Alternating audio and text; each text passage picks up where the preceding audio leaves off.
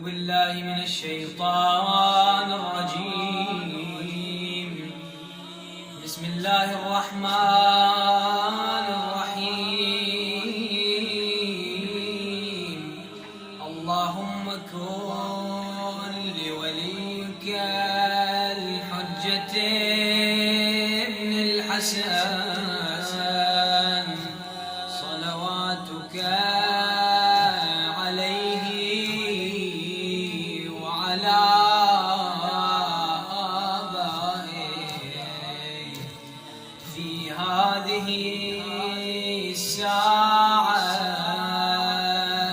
وفي كل ساعة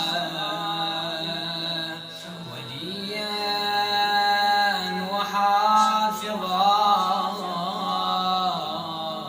وقائدا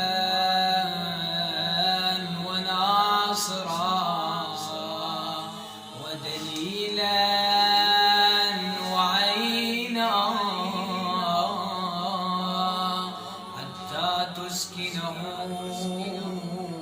أرضك طوعا وتمتعه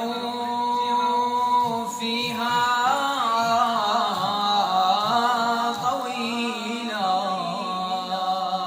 برحمتك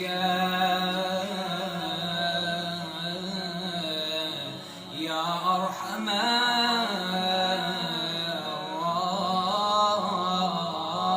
الراحمين. يا مدبر